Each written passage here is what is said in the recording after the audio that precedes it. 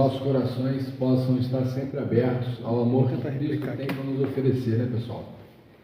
É sempre com muita alegria que a gente vem até aqui para juntos estudarmos um pouco dos ensinamentos cristãos. Nosso tema hoje é Dai a César o que é de César. Ele está no capítulo 11 do Evangelho segundo o Espiritismo. E o capítulo em si trata de amar ao próximo como a si mesmo. E diz também, fazer aos outros o que queiram que faça a si. Fala sobre a parábola dos credores e dos devedores, o tema Dai a César o que é de César, lei de amor, egoísmo, fé e caridade. Então, eu só estou fazendo esse preâmbulo para a gente entender o contexto daquilo que a gente vai estudar hoje.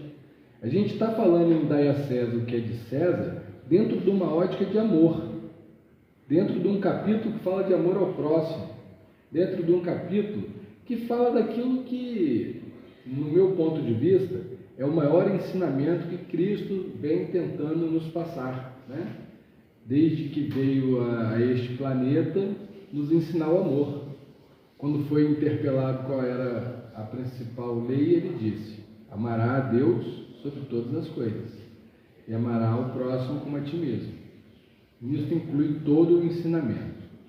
E de lá para cá a gente tem tido muitas oportunidades de estar encarnado nesse planeta, tem tido muita oportunidade de conhecer os aspectos de chegar ao cristianismo.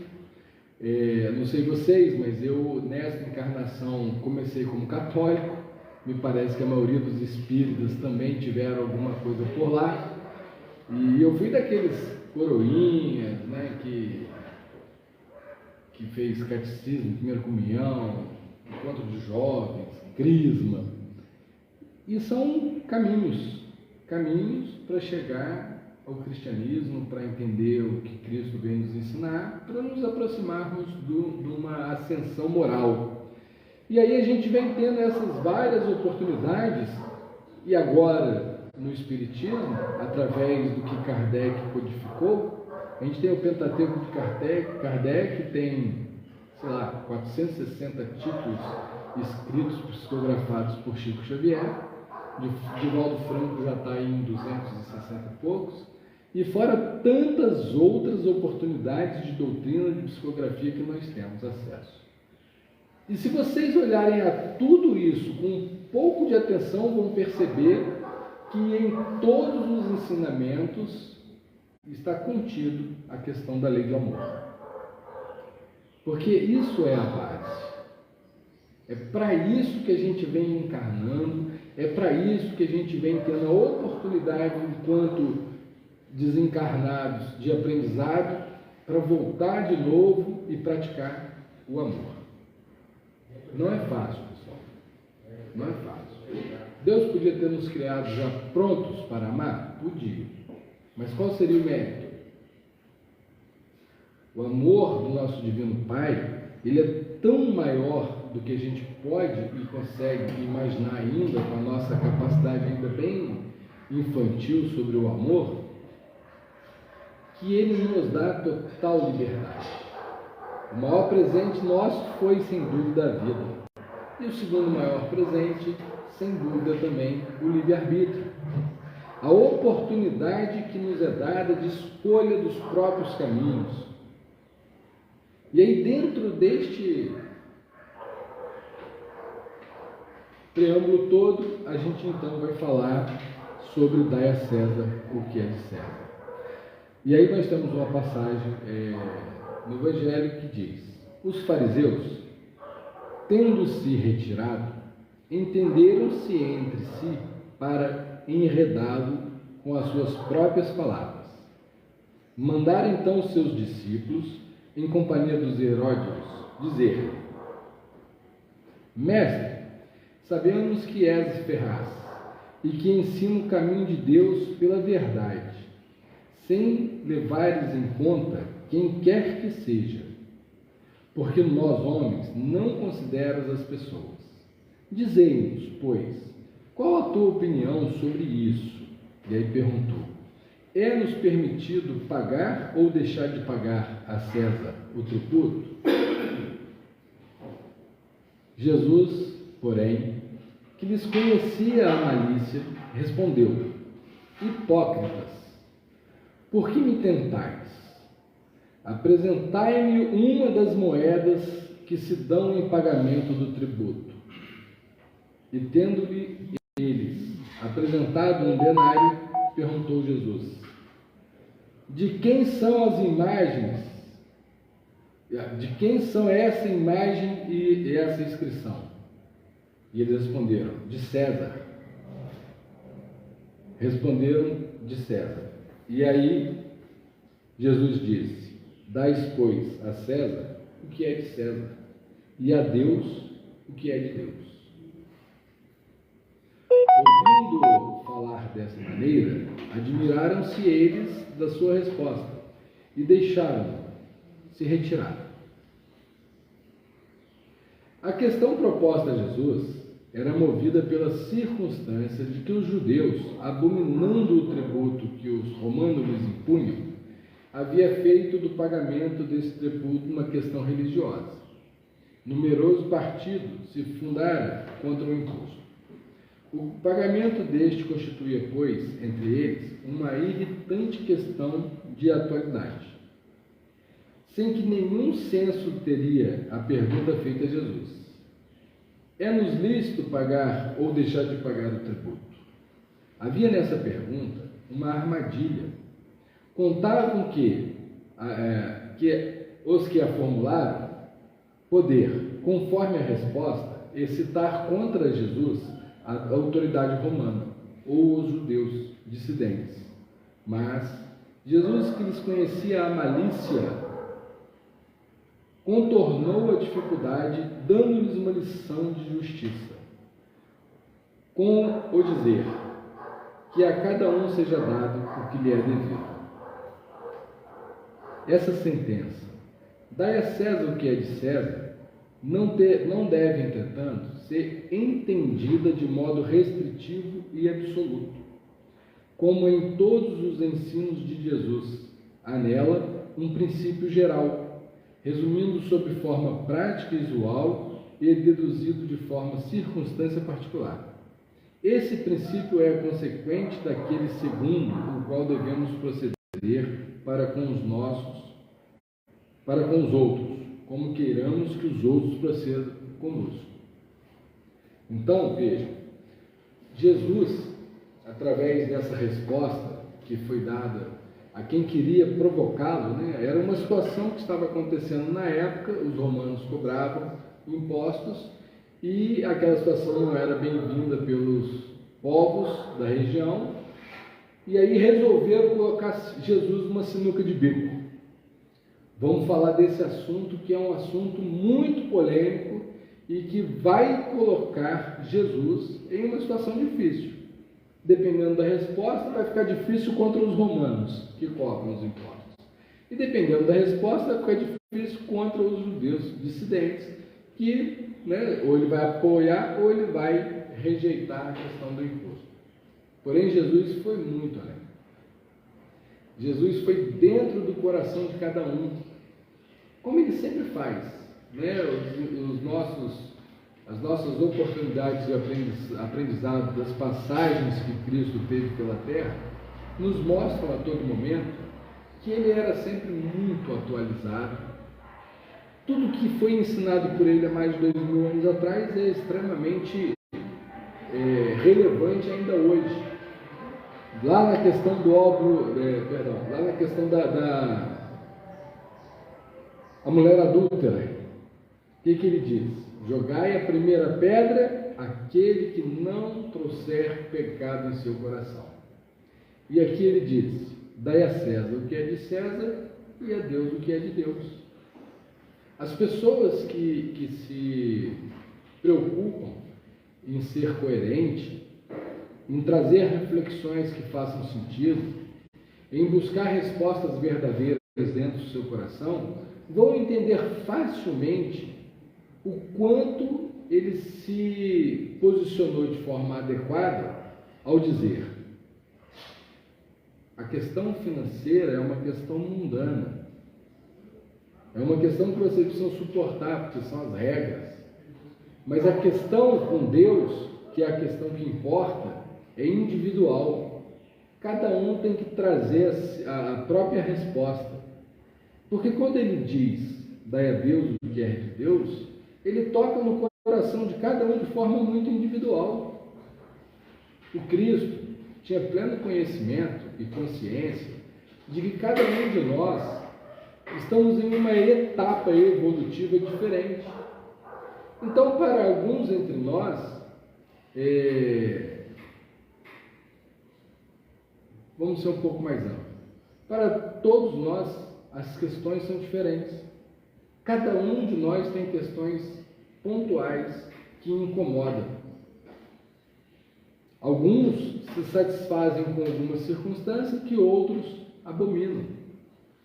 A nossa realidade planetária ainda é tão diversa, é tão complexa, é tão ampla, que nós ainda temos dentro deste planeta algumas mães que acham que estão fazendo bem para suas filhas ao amputarem-lhe o órgão genital quando nascem. Essas mães acreditam piamente que se a filha não tiver prazer sexual, ela será melhor aos olhos de Deus. Fazem com puro amor. Mas nós outros, que já temos outras experiências, sabemos o absurdo que isso representa. Temos ainda neste planeta países que acham que é legal tirar a vida de alguém que cometeu um crime. E o carrasco se acha o cara mais, o cidadão mais exemplar possível, porque ele está limpando a sociedade daquele mau elemento. Como se coubesse a nós a decisão da época e do dia da morte de outra pessoa. E isso a gente está citando a título de exemplo do quanto ainda somos diferentes entre nós. Somos todos moradores do mesmo planeta.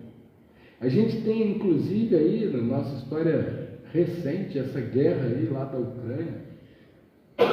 Pessoal, isso é um verdadeiro absurdo. Isso é como se duas pessoas que frequentam o mesmo centro, em posições de direção, começassem a brigar entre si, prejudicando todas as pessoas que frequentam o centro. Nós estamos no mesmo planeta. Todas as atitudes que se faz contra o outro prejudica a todos nós. Qual poderia ser o argumento que justificasse levar o filho de uma pátria à morte? Então, assim, esses exemplos todos, que são bem amplos, eles pretendem trazer a gente para uma reflexão muito simples. Nós somos diferentes. Cada um de nós toca o coração de uma forma diferente. E isso significa dizer que nós precisamos, reconhecendo-nos diferente dos demais, a gente precisa muito respeitar a posição de cada um. Isso é importantíssimo. Porque quando a gente entende que as pessoas são diferentes, eu não sei se é pergunta 916 ou 19, é por ali. Kardec pergunta: o que devemos fazer para nos livrar das más tendências e evoluir moralmente? E aí a resposta é: conheça-te a ti mesmo. A resposta pequena, simples. E aí a gente fica se refletindo: qual é a importância de eu me conhecer? O que tem isso a ver com minha evolução moral? Se a gente deixa a hipocrisia de lado e reconhece em nossas atitudes o orgulho que ainda existe, o egoísmo que ainda existe entre nós, a vaidade dentro de nós, e a gente começa a perceber que temos essas características que ainda precisam ser melhoradas, e a olhar isso com sinceridade, com franqueza, e assimilando o fato de que estamos todos no mesmo planeta de provas e expiações, na mesma faixa evolutiva, facilmente a gente traz uma reflexão de que, se eu ainda tenho essas características, o meu irmão também tem.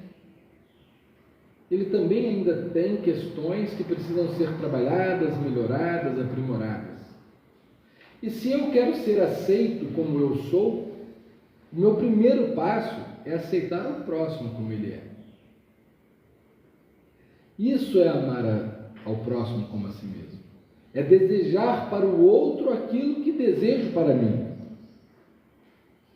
Então, dentro desta lógica, nós precisamos nos curvar ao fato de que ainda julgamos muito o próximo. E dentro desse julgo, a gente acaba cometendo injustiças, porque não conhecemos o que vai dentro do coração do nosso irmão, as justificativas, os motivos que o levaram a esta ou aquela atitude que nós repreendemos. Repreendemos por quê? Porque aquela questão já foi pacificada em nosso coração. Então hoje a gente já entende que aquela situação não deveria ser feita. Mas quem pode nos garantir que no passado já não cometemos tais atitudes que hoje estamos repreendendo? Para isso, eu gosto sempre de fazer algumas comparações, dizer algumas coisas assim, lúdicas, para a gente entender melhor alguma coisa. Essa questão de reconhecer no outro algo que não nos agrada. Eu tenho um bom exemplo.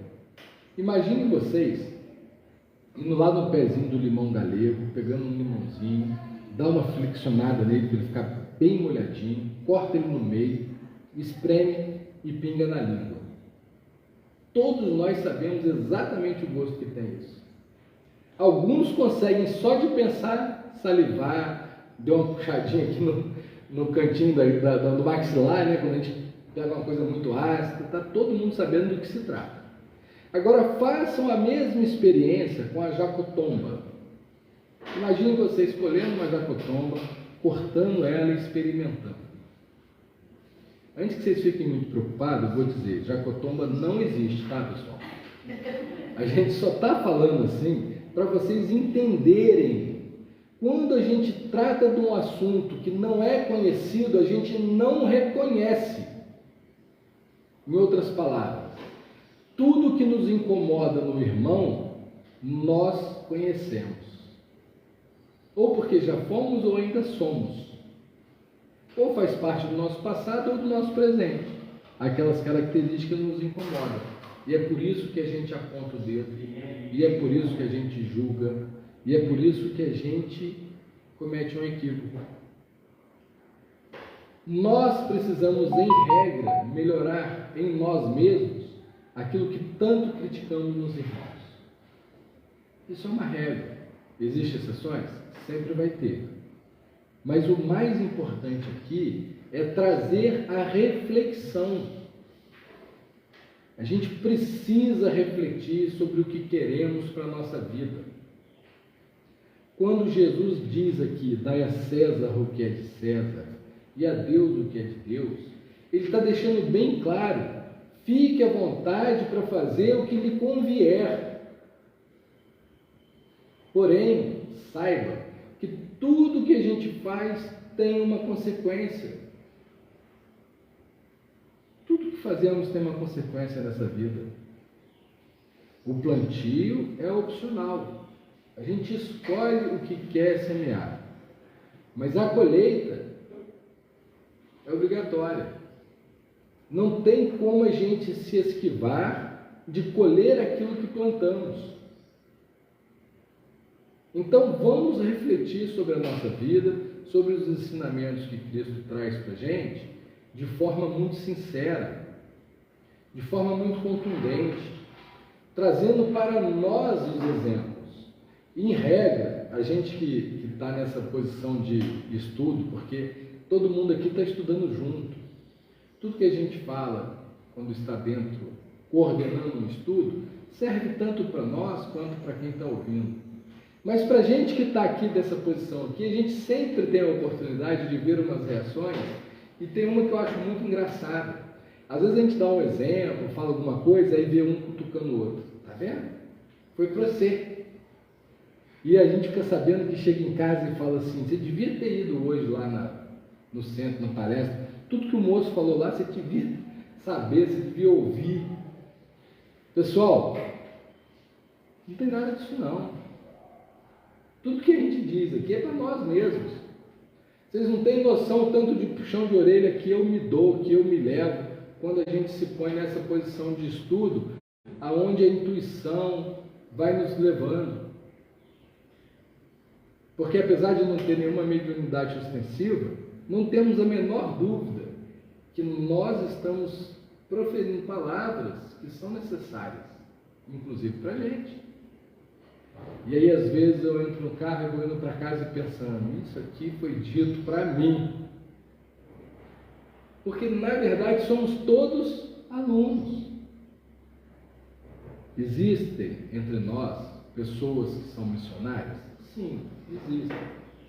Divaldo Franco está aí até hoje, é um missionário. Chico Xavier foi. Madre Teresa de Calcutá foi. Irmã Dulce foi. Mas esses missionários a gente percebe de forma muito nítida, muito clara. Fora eles, somos todos alunos. E aí o que a gente tem de melhor para dar? A nossa sinceridade, a nossa verdade, por nós mesmos. Sabe quando a gente está criando os nossos filhos, que a gente fala, não fala mentira não, porque você está enganando a você mesmo. Quem já não usou esse argumento com o próprio filho, né? E isso é a verdade da vida. Quando a gente se justifica, não, eu vou deixar de fazer isso, deixar de fazer aquilo, por questões X, Y, e a gente não consegue perceber que no fundo é egoísmo, no fundo é orgulho. Às vezes a gente não consegue perdoar um irmão, e aí a gente usa a seguinte justificativa: não, ele não merece meu perdão porque ele não tem consideração por mim. Como se para nós perdoarmos alguém dependesse do aceite dele. A gente perdoa por nós mesmos. O ato de perdoar faz bem a quem perdoa. O ato de doar, a caridade, faz bem para quem a faz, para quem a pratica. E essa inversão de valores que a gente traz na vida, vamos falar sobre inversão de valores. O que é uma inversão de valores? Eu tenho um exemplo que eu adoro. No meu ponto de vista, na atualidade, a maior inversão de valores é a relação entre nós e os bancos. Por que inversão de valores? Pô, pessoal, a gente entra num banco, parece que a gente é pedinte. A gente senta na mesa do gerente, eles põem as cadeiras mais baixinhas para nós, mais altas para eles, para a gente ficar sempre numa posição subalterna. Aí a gente quer ou aplicar ou pegar dinheiro emprestado e fica sempre aquela situação de que ele está mandando na situação. Isso é inversão de valores, pessoal. Quem precisa da gente é o banco. Eles deviam carregar a gente no colo. Deviam estender tapete vermelho toda vez que a gente entra. Mas eu não tenho dinheiro, estou vindo aqui pegar empréstimo. Principalmente esses. Porque quando a gente pega empréstimo, é que dá mais lucro para eles. Que a gente paga juros e eles vivem de juros. Isso é inversão de valores. E dito isso, o que mais que é inversão de valores? A gente achar que quando a gente pratica um ato de caridade, estamos fazendo bem para quem recebe. Inversão de valores. A gente está fazendo bem para nós mesmos. Imaginem a situação que vamos criar. Está lá o plano espiritual planejando conosco, dependendo da nossa capacidade de evolutiva, né? Porque nem todos podem escolher alguma coisa para a sua próxima encarnação, às vezes tem que ser imposto. Mas vamos imaginar que nós já, mais jovenzinhos na criação, estamos lá planejando a nossa próxima encarnação. Aí os espíritos nos chamam e falam: meu amigo, você prefere ir para a Terra como um necessitado que vai receber a ajuda dos outros para que o que ajudou possa evoluir moralmente, ou você prefere vir em condições físicas e materiais de ajudar os necessitados? O que vocês escolheriam, pessoal? Reflitam. Qual posição é mais confortável? A de poder ajudar ou a de ter a necessidade da ajuda? Muitos espíritos, muito evoluídos, escolhem vir como necessitados para nos dar a oportunidade de trabalho. Aí eu pergunto, nesta relação, se sou eu o capacitado para ajudar alguém, eu sou privilegiado ou quem eu estou ajudando é privilegiado?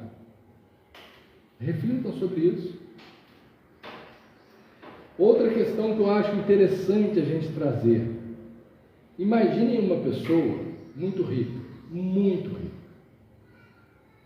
mas daqueles assim, mais rico mesmo do país. Imaginem esse indivíduo negando uma cesta básica. Vocês acham que isso é egoísmo? Perfeitamente, é egoísmo, lógico que é. Se ele tem condições de dar uma cesta básica e não faz, ele é uma pessoa egoísta. Aí eu pergunto para vocês, o que é mais importante nessa vida? O dinheiro ou a saúde? Alguém aqui sabe se dá para comprar a saúde? Não tem jeito. Então me parece que a saúde é algo muito mais valoroso do que o dinheiro.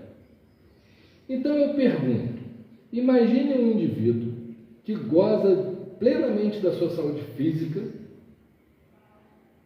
com uma vitalidade enorme, e que se nega a ajudar o próximo, limpando uma casa espírita, dando um abraço a uma pessoa, indo ajudar um idoso, indo lá no grupo Viver, ajudar as pessoas que estão com câncer. Ele usa aquela vitalidade, aquela saúde 100% para si mesmo, em prol da própria felicidade. Aí eu pergunto, quem está negando o que é mais importante? O que nega o dinheiro ou o que nega a ajuda? Em alguns casos, o dinheiro faz parte da ajuda, é verdade. Não deixem de fazer, quando puderem, caridade financeira. Mas não tenham dúvida, quando a gente faz uma caridade moral, quando a gente abraça uma pessoa que precisa de um abraço, quando a gente mantém uma casa espírita limpinha para receber as pessoas que chegam necessitadas. Eu não sei vocês, mas se eu for num lugar que não me agrada o cheiro e a aparência, eu não volto. Eu tenho essa questão comigo. Se eu não gostei de ir naquele ambiente, eu não volto lá. E muitas pessoas chegam numa casa espírita pela primeira vez em busca de ajuda e voltam porque encontrou essa casa arrumada, cheirosinha, receptiva, acolhedora. E quem faz isso? Somos nós. Isso é caridade, pessoal. Manter uma casa espírita é uma das maiores caridades. No meu ponto de vista, eu posso falar isso porque há 20 e poucos anos atrás, quando eu vim pela primeira vez numa casa espírita, eu estava deprimido, eu estava fazendo terapia comportamental com a psicóloga, terapia medicamental com a psiquiatra, que me dava aquelas tarjas pretas, e era a doutora Ione, é uma espírita, a psiquiatra. E ela falou, vá a uma casa espírita. E eu disse, não gosto, eu sou católico, não concordo muito com o que eles dizem lá. E ela disse, mas você conhece? Como assim você não concorda com algo que você não conhece? Vá a uma casa espírita. E quando a gente está muito ruim, deprimido, pensando em morrer, tudo que oferece a gente aceita, né, gente? A gente topa qualquer negócio para sair daquela situação. E eu fui para uma casa espírita. E aí, eu encontrei uma casa espírita acolhedora, organizada, arrumadinha, e voltei. Fui voltando e curei. Porque essa terapia que nós temos aqui, água fluidificada, passe, ela foi muito mais importante para mim do que a terapia comportamental e a medicamental. Então eu digo para vocês, na minha vida, a caridade de quem mantém uma casa espírita foi muito mais importante do que qualquer outra coisa. E eu acredito que tenha mais pessoas com esse mesmo perfil. Então, dai a César o que é de César, é quando a gente retribui com agressividade quem nos ofende e se torna pior do que ele. É quando a gente acredita que o mal prevalece e aí a gente entra numa frequência que não vai ser bom para nós, mas foi da nossa escolha. Percebem isso? A gente escolhe o meio que a gente quer estar. Eu falo sempre sobre isso com relação à desobsessão. Nem sempre a melhor forma da gente livrar de uma obsessão é ir ao centro e pedir ajuda para convencer o amigo espiritual a se afastar da gente. Nem sempre. Em alguns casos, a melhor solução é a gente reconhecer que está devendo para aquele indivíduo. Exemplo disso, Divaldo Franco. Vocês sabem que Divaldo, nesta encarnação, teve um espírito que obsidiou ele por muitos anos. Como que ele conseguiu resolver essa situação? Adotando uma criança que foi colocada na sua porta, que vinha a ser o espírito da mãe do obsessor. E aí o obsessor, vendo aquela atitude, acabou aquele ciclo de obsessão e hoje é amigo do Divaldo. Agora, aonde eu queria chegar? Tem aquele indivíduo que vai para o botequim tomar uma. Aí vem um espírito obsessor e cola nele, porque ele precisa do fluido do álcool. Aí ele não toma uma, ele toma uma dúzia. E aí fica ébrio. E aí entra num ciclo de obsessão enorme. Aí vem ao centro, pede ajuda e sempre encontra, porque a gente está aqui para ajudar, não é para julgar. Aí fazemos um trabalho de desobsessão, o indivíduo se recupera e vai comemorar no botequim. Aí vai lá tomar uma. Aí tem outro obsessor, não necessariamente aquele que já foi tratado, e cola com ele. É uma escolha, não é, pessoal? É tudo uma escolha. A gente escolhe qual a nossa convivência. O que a gente quer ter ao nosso redor. Nem sempre essa escolha é extremamente consciente. Nem sempre a fazemos sabendo o que estamos fazendo.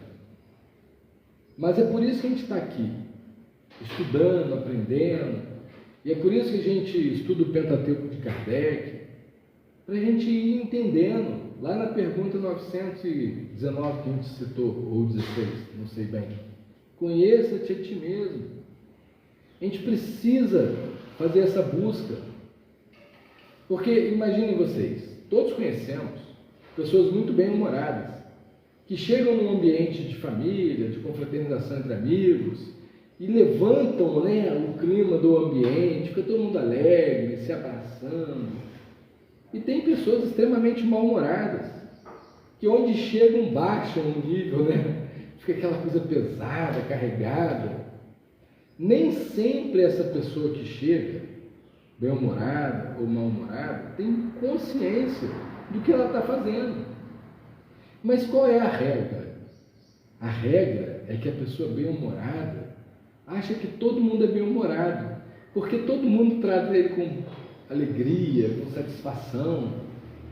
E a pessoa mal-humorada, em regra, acha que o mundo é mal-humorado. Porque todo lugar que ele vai, as pessoas estão mal-humoradas, estão emburradas. E não conseguem perceber que são eles mesmos que estão fazendo essa escolha. Isso é tão simples da gente perceber. Uma reflexão muito simples e básica nos leva a essas interpretações. Quer ver uma coisa? Encontra com o seu irmão, com a sua irmã hoje e fala assim: o que o papai é para você na sua vida? E você vai ouvir um relato 100% diferente do que o seu próprio pai foi na sua vida. Aí você vai falar, ué, mas são pessoas diferentes? Você está falando do meu pai mesmo? Você vai olhar para o seu irmão e vai falar, você está falando do meu pai mesmo? Meu pai não foi nada disso para mim. Reflitam. O seu pai é a mesma pessoa e teve as mesmas atitudes com um ou com o outro. O que mudou foi a ótica de quem recebeu. Percebe isso? Só isso que muda. Quantos aqui não tem assim na família? Papai era puxa-saco do caçula. Mamãe era puxa-saco do mais velho. Ó, eu tenho 7 filhos. E eu, como pai, posso dizer para vocês, com toda a sinceridade no meu coração, eu jamais escolhi um filho. Mas tem filho que me escolheu. Entre os meus 7 filhos, se bem que tem 2, uma tem 5, outra tem 3, ainda não conta muito. Mas já dá para dar como exemplo. Eu tenho filhas que cada movimento que vai fazer na vida me liga. Papai, eu estou pensando nisso, o que você acha disso, o que você acha daquilo outro? Eu dou minha opinião. E eu tenho filhas que passam 2, 3 meses sem me ligar. E está tudo certo, eu não amo uma mais do que amo a outra. Mas certamente eu interfiro muito mais na vida da que me procura. Eu estou muito mais presente com ela. E isso é natural, porque ela me procura. Então, quando a gente pensar nas escolhas, vamos ampliar essa visão. Deus não olha por mim. Minha vida é uma coisa trágica. Deus me abandonou. A pergunta que fica é: foi Deus que te abandonou ou foi você que abandonou Deus? Porque se a gente está achando que Ele vai coadunar com as nossas escolhas, não importa quais sejam elas, a gente está muito enganado. Quem for pai e for mãe, é fácil fazer essa reflexão. A gente concorda com tudo que um filho de 3 anos pede para a gente? O meu menininho de 3 anos, gente, ele só come chocolate. Danete, bolo, brigadeiro. Não, quando eu digo só come isso, eu não estou brincando, não. Ele não come arroz, não come, nunca pôs na boca, durante os 3 anos de vida dele, 1 grão de arroz, um macarrão, uma fruta. Ele tem um negócio chamado intolerância alimentar. Mama no peito até hoje, 3 anos. E a gente já foi nos especialistas todos. Quando ele tinha 2 anos, ele nunca tinha colocado na boca nada de chocolate, de açúcar, nada. Escolha da mãe dele, eu já teria dado. Aí, como a data era 2 anos, quando fez 2 anos, eu apresentei o brigadeiro para ele. Ele falou: que é isso, gente?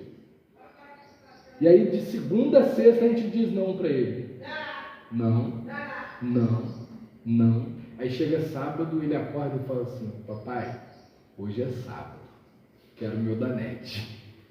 É a primeira frase que ele fala sábado de manhã comigo. Hoje é sábado, quero meu danete. Então, assim, nós temos que conduzir os nossos filhos, isso é normal. E imagina, a gente, com toda a nossa imperfeição, consegue ter essa perseverança com os filhos? Imagina Deus. A maior parte das coisas que a gente pede para Ele nas orações, Ele não vai atender, não. A gente está pedindo errado. Vocês percebem isso? Em regra, tudo que a vida nos oferece é exatamente o que nós merecemos ou o que nós necessitamos para se tornar melhor. Então a gente tem que começar a fazer reflexões do seguinte nível: se isso aqui está ruim, eu tenho que aprender alguma coisa. Em vez de a gente se revoltar com aquela circunstância que nós não queríamos na nossa vida, a gente tem que se perguntar: por que está acontecendo assim? O que é que eu tenho que aprender com isso? Ah, então é um castigo? Não, gente. Não é um castigo. Deus não tem a menor intenção de nos castigar. é só a colheita. Porque na lei de justiça, ele não pode abandonar a ideia da colheita. A gente escolhe o que planta, mas escolhe inevitavelmente aquilo que plantamos. E aí eu tenho para dizer em relação a tudo isso uma questão importante. Nós podemos amenizar muito. Tem até uma historinha para exemplificar isso. Um médico, pessoa maravilhosa, muito boa, sempre usou a medicina para o bem e sempre atendeu gratuitamente os necessitados. Ele tinha uma habilidade de marcenaria. Então, fim de semana, ele ia lá para a marcenariazinha que ele montou e fazia bercinho, cadeirinha para as crianças carentes. Uma pessoa boa, uma pessoa tranquila. Lá por 70 anos, num acidente na marcenaria, ele perdeu um dedo. Ficou sem o dedo. Ficou muito revoltado, muito triste, muito aborrecido. Questionou Deus. Eu sou uma pessoa tão boa. Eu sou uma pessoa tão legal. Eu faço bem para tanta gente. Como que o Senhor permite que eu perca um dedo? Esse dedo vai me fazer falta. Quando ele desencarnou, ele descobriu que naquela encarnação o programado era perder o braço. Mas como ele foi bom, caridoso, ficou pelo dedo. Então, Deus está sempre pronto a amenizar quando a gente já aprendeu. Se a gente já entendeu, se a gente já aprendeu, não precisa passar na mesma proporção por aquilo que causamos. Mas quando a gente não entendeu ainda, não aprendeu ainda, a prova vai vir. A expiação vai vir. Não é no mesmo tamanho do que fizemos, mas é no tamanho necessário para a gente entender. Casal 60 anos morando, vivendo junto. Ele 80, ela 79. Viveram juntos a vida inteira. Mas era briga atrás de briga. Aí um dos dois morre, o outro fala, graças a Deus, me livrei dessa enconha. Aí quando ele desencarna, chega lá no céu, está ela esperando e falou, benzinho, nós vamos ter que voltar de novo na próxima, que a gente ainda não aprendeu a lição. E por aí afora. E a gente precisa melhorar a nossa comunicação, a gente precisa melhorar a nossa capacidade de compreensão com o outro. Entre casal, então, a comunicação é importantíssima. Tem um outro casal também que a gente tem uma historinha para contar, mesma coisa, 80 anos de idade, 79, 60 de convivência, aquela senhora dedicadíssima, todos os dias, separava o miolo da casca do pão, dava o miolo para o marido comer e comia a casa. Um dia, aborrecida com o marido, ela resolveu que não ia mais dar o miolo para ele. Naquele dia ela separou, comeu o miolo. Quando ele viu a casquinha separada para ele comer, ele começou a chorar. E aí, mulher tem um coração de mãe, né? Ficou toda sentida. Não chora, meu bem, que isso? Eu não queria te ofender tanto. Aí ele riu para ela e falou, o quê? Eu estou chorando de feliz que eu estou. Eu passei 60 anos querendo comer uma casquinha de pão, você nunca deixou, você só me dava um miolo. Ela fazia por ele o que ela achava que era melhor. Ela gostava mais do miolo, então ela separava a casca, comia a casca e dava o miolo para ele. E ele querendo comer a casca. Isso é falta de comunicação, pessoal. Isso, a gente fala dá esses exemplos assim lúdicos, mas no fundo, se a gente parar para pensar, quantas vezes o casal briga porque apertou a pasta de dente diferente, porque não tirou o excesso do prato, pôs na pia, aí a mulher vai lavar amanhã, o troço está agarrado, é mais difícil lavar. Quanta bobeirinha do dia a dia nos leva a problemas sérios entre casais, tudo porque não conversou, tudo porque não buscou um caminho diferente. A César o que é de César e a Deus o que é de Deus. Se você está preocupado com a pasta de dente apertada direitinho, vai lá todo dia e aperta direitinho. Deixa o outro apertar do jeito que ele quer. Não é difícil, gente. É só tampar a pasta e apertar, que ela fica do jeitinho que você gosta.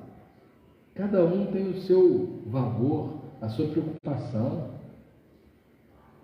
Senão vai fazer igual aquela situação. Estava lá o médico atendendo a 48 horas ininterrupta.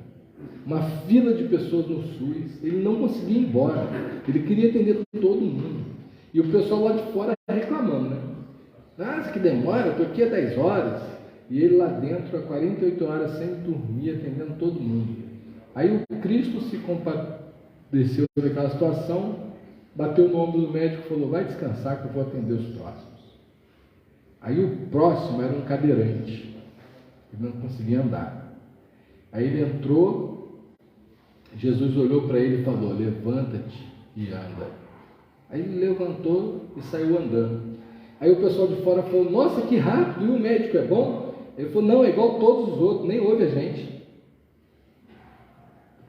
É igual todos os outros, nem ouve a gente. Ela nem percebeu que ele ganhou uma dádiva. Ele saiu andando. Então, se a gente não abrir a mente, se a gente não se escutar, se a gente não se conhecer, conforme diz lá na pergunta 919 ou 16, quem quiser conferir depois, não vamos entender a mensagem do Cristo. A gente não vai ter a menor ideia do que ele quis dizer, que dai a César o que é de César e a Deus o que é de Deus. A gente precisa fazer um trabalho íntimo, de retrospectiva, de entrar em si mesmo, de buscar as respostas que nos incomodam, que nos perturbam e estão dentro de nós. Porque nós somos espíritos imortais, que nesse momento estamos encarnados nesta jornada. Mas nós somos espíritos. Nós não somos essa carne. E a nossa jornada, eu costumo dizer, é personalíssima. Ninguém vai viver por nós aquilo que precisamos viver. Ninguém vai passar por nós aquilo que precisamos passar. E nós não poderemos alegar em nosso benefício o bem que fizemos com os nossos filhos, com a nossa educação, com os nossos vizinhos. Meu filho é maravilhoso, eu que criei. O que seu filho tiver de maravilhoso não vai vir para você. A nossa jornada é personalíssima. Porém, a gente só vai conseguir cumprir em coletividade. Olha que dicotomia linda. Eu só tenho que me preocupar com quem eu sou, com o que eu faço e o que eu penso. Mas eu preciso entender que o meu irmão também tem o direito de pensar, fazer e sentir o que ele quiser. E se eu não tiver capacidade de aceitá-lo como ele é, eu não estou em conformidade com a evolução que eu busco. Olha que louco que é isso. Porque nem sempre a gente entende a dimensão disso que a gente está falando. Porque quando olhamos para aquele que ainda comete crimes contra a mulher, contra a criança, violência, a gente não consegue olhar e falar: mas como é que eu vou aceitar isso? Como é que dá para eu aceitar isso? Eu preciso julgar e repreender esse tipo de atitude no outro. É verdade. A gente precisa lutar contra todo tipo de violência, de atitudes indesejáveis. E a melhor luta que a gente pode atravessar é mostrando com o nosso próprio exemplo. Porque se a gente bater de volta, a gente está se equiparando a ele. E aí, quanto a isso, eu tenho para dizer o seguinte para vocês. O amor não é só um sentimento. O amor é também uma forma de conduta. Ou seja, o amor-sentimento é reservado para os que amamos muito, cônjuge, filho, pai, mãe. O amor, forma de conduta, esse a gente pode ter com qualquer outro. É óbvio que eu não vou sentir no meu coração o prazer que sinto ao ver meus filhos vendo um inimigo. Impossível. É diferente. Mas a minha conduta de amor, qual é? É não desejar o mal para aquela pessoa, estender-lhe a mão se ele tropeçar e cair, estar pronto para ajudá-lo a se regenerar caso se arrependa. Isso é amor, forma de conduta. É não julgar o próximo. E essa questão do julgamento, pessoal, isso é muito sensível. Vejam, eu adoro terapia. Nunca abandonei a minha terapia. E um dia a gente estava falando sobre julgamento. E eu estava contando para ela uma história de um sobrinho meu e dizendo: é um burro, em vez de fazer isso, em vez de fazer aquilo, essa oportunidade, aquela oportunidade, eu ainda fui falar, ainda brigou comigo. E ela falou: mas você está julgando ele. Eu falei: não estou, eu estou querendo o melhor para ele, isso não é um julgamento. E ele falou: é um julgamento. Quem sabe o que é melhor para ele é ele. Se ele não quer seguir os passos que você acha que é melhor para ele, é problema dele. O seu papel como tio é amá-lo, abraçá-lo, aceitá-lo como ele é. Se você pode fazer alguma coisa por ele, é dar exemplo. Agora, ir contra o que ele quer, ir contra o julgamento, o pensamento dele, ir contra a atitude dele, é um julgamento. Pessoal, eu fiquei um mês tentando digerir isso. Eu falei: não é possível, essa psicóloga está maluca. Isso não é julgamento, isso é querer bem, isso é amor. E aí eu fui lendo, fui conversando com pessoas com uma capacidade maior, moralmente falando, e fui chegando à conclusão que, de fato, era um julgamento. Eu estava julgando que as atitudes dele não seriam as minhas, que ele estava perdendo oportunidades. E aí eu criticava, e a gente tinha embates. E aí eu cheguei à conclusão que eu deveria mudar, não ele. Eu que deveria aceitá-lo como ele é. Quem aqui pode afirmar que não cometeu erros no passado? E quantas foram as vezes que nós aprendemos com os nossos erros? Eu nem entendia, mas eu falava sempre assim: eu queria voltar com 15 anos com a cabeça que eu tenho hoje. Quem aqui já não falou isso, né? Queria começar de novo com a cabeça que eu tenho hoje, para não cometer os mesmos erros. Nós somos o fruto, o resultado daquilo que passamos na vida, pessoal. E cada um de nós passa pelo que precisa ou pelo que merece para se tornar uma pessoa melhor. Quando a gente quer desviar o caminho do próximo, mas não entendam de forma restritiva ou extensiva demais isso que estou falando, e não pensem que eu estou dizendo assim: então se o meu filho quiser usar droga, eu vou dar parabéns e dar a droga para ele. Gente, não é disso que eu estou falando não, tá?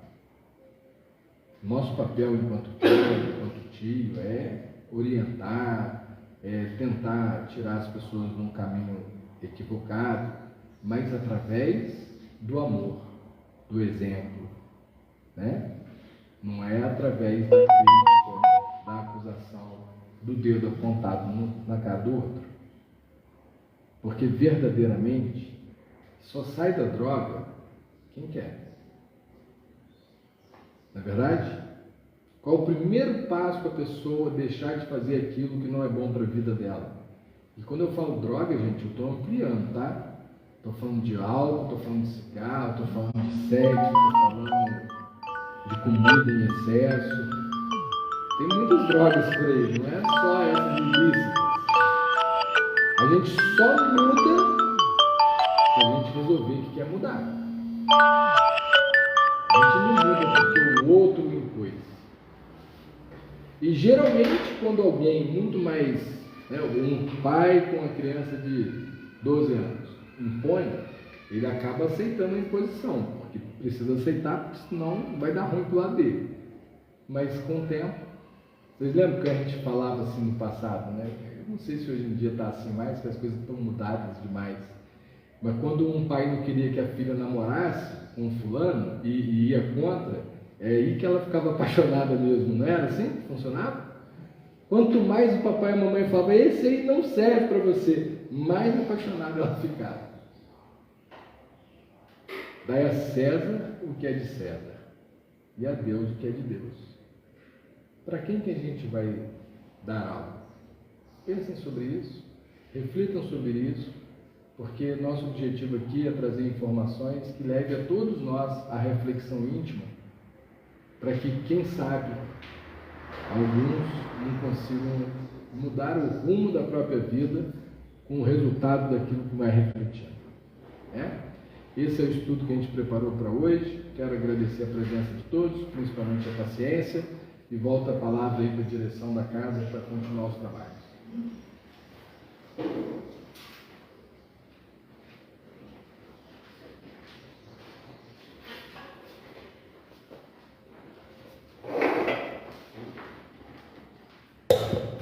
Obrigado, Anderson, pela mensagem da manhã de hoje.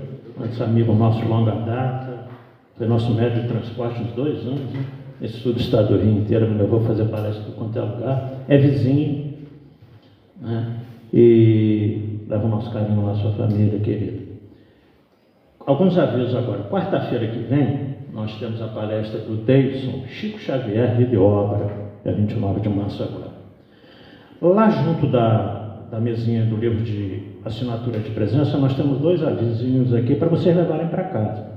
Primeiro, dia 15 de abril, às 19 horas, no Teatro Garcenes, a Praça Brasil, a peça Brasil, Coração do Mundo, uma adaptação do livro Francisco Cândido Xavier, pelo espírito Humberto Campos. No mês de abril, nós temos início aí da 58ª Semana Espírita de Volta Redonda, uma semana, do dia 8 ao dia 16 de abril. Levem isso para casa para vocês não esquecerem, está lá atrás, tá? Porque 2 domingos nós não teremos palestra na EDAC, que nós vamos participar lá. Dia 9 de abril, nós temos a palestra do Jorge Larrat, lá no Centro Espírita André Luiz, às 9 horas da manhã, mesmo horário nosso aqui. Então nós combinamos que vamos para lá, né, prestigiar a Semana Espírita, 9 horas da manhã, no Centro Espírita André Luiz. Depois terá um almoço lá, quem quiser participar do almoço. E dia 16, no outro domingo, nós temos o Alexandre Pereira, lá do CERJ, às 9 horas da manhã também, no Estudante da Verdade, aqui na 207.